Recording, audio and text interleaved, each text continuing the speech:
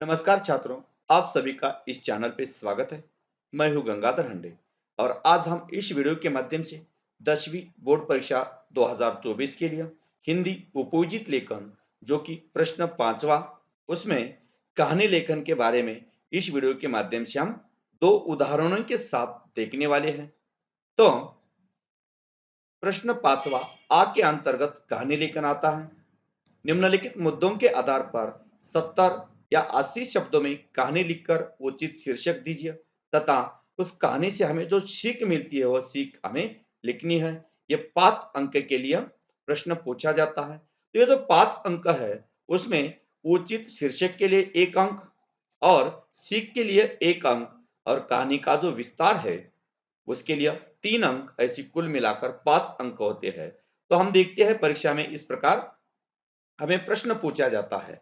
राम नामक लड़का, खेलना कूदना, पढ़ाई में ध्यान न देना, परीक्षा में अनुत्तीर्ण, माता पिता से फटकार, घर छोड़कर जाना, प्यास लगना, कुएं के पास जाना, रस्सी के निशान देखना, घर वापस आना, पढ़ाई में मन लगाना, माता पिताजी को खुशी, परीक्षा में प्रथम, सीख। इस प्रकार इन मुद्दों के आधार पर हमें कहानी तैयार करनी है।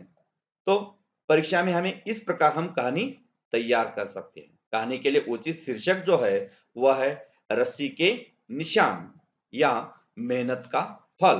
कौन सा भी एक शीर्षक या दो शीर्षक आप दे सकते हैं। तो शीर्षक देते वक्त 2 या 3 शब्दों का ही शीर्षक होना चाहिए।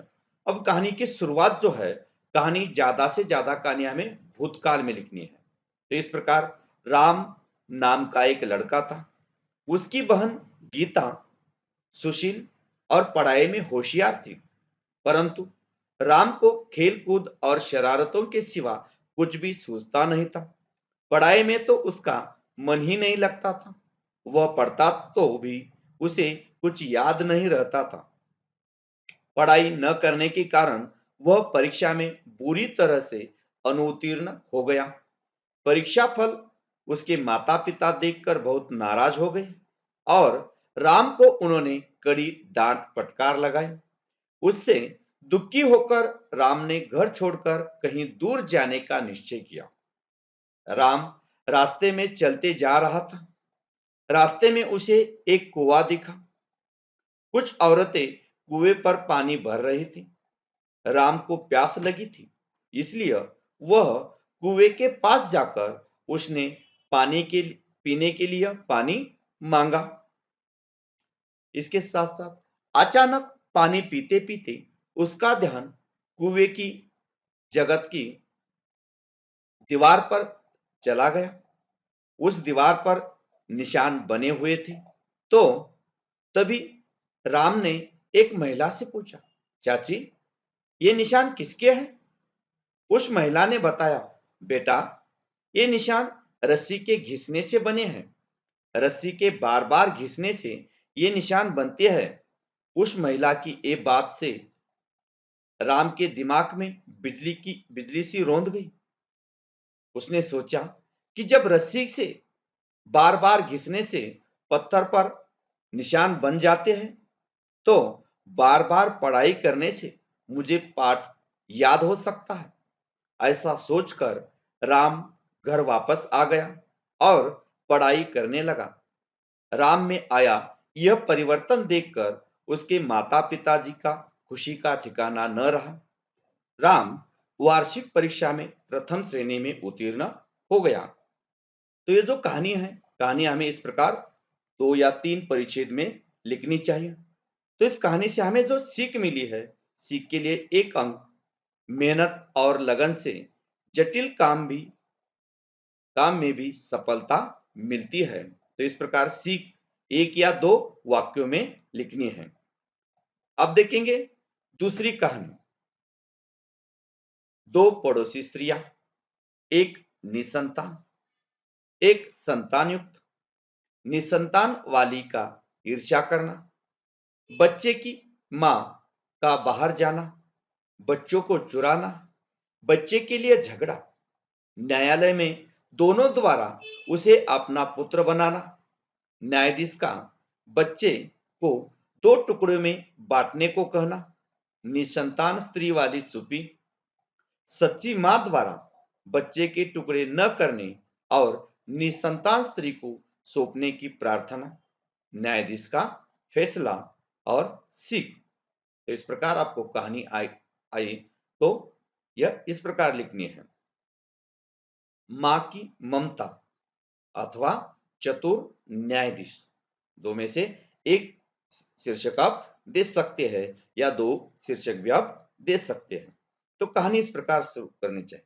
नदी किनारे एक रामपुर नामक गांव था। उस गांव में कमला और विमला दो स्त्रियां पड़ोस में रहती थी। कमला को संतान थी और विमला को बच्चा नहीं था। कमला के बच्चे से पहले दोनों बड़ी घुल मिलकर रहती थी। दोनों का अच्छा जमता था। जब कमला को संतान हुई तो विमला को ईर्ष्या होने लगी। वह उस बच्चे को देखकर मन के मन में जलने लगी। एक दिन कमला किसी काम से बाहर गई।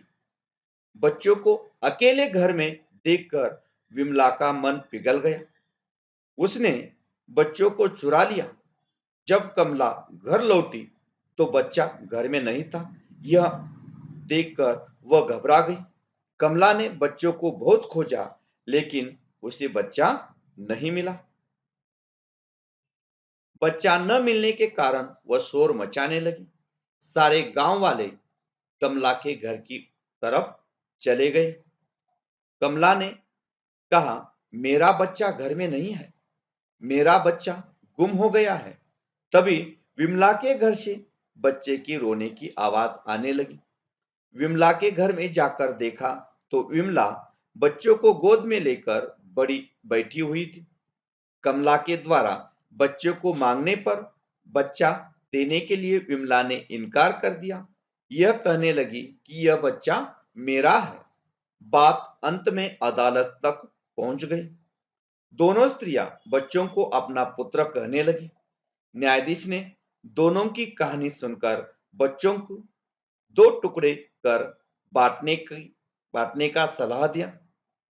विमला ने फैसले की बात सुनकर भी चुप रही, लेकिन कमला का मां का दिल चुप न बैठा। कमला बच्चे के टुकड़े न करने और विमला को बच्चा सौंपने की प्रार्थना करती है। न्यायाधीश का फैसला हुआ। वह समझ गया कि असली मां कमला ही है। उसने कमला को बच्चा सौंप दिया। इस प्रकार हमें कहानी लिखनी है और इस कहानी से हमें जो सीख मिली है, उस कहानी से हमें यह सीख मिली है कि आखिर सत्य की ही जीत होती है। तो बच्चों, इस प्रकार 5 अंक के लिए जो कहानी लेखन आता है, तो इस प्रकार हमें कहानी लेखन करना है। ऐसे अलग अलग वीडियो देखने के लिए चैनल को सब्सक्राइब कीजिए। धन्यवाद।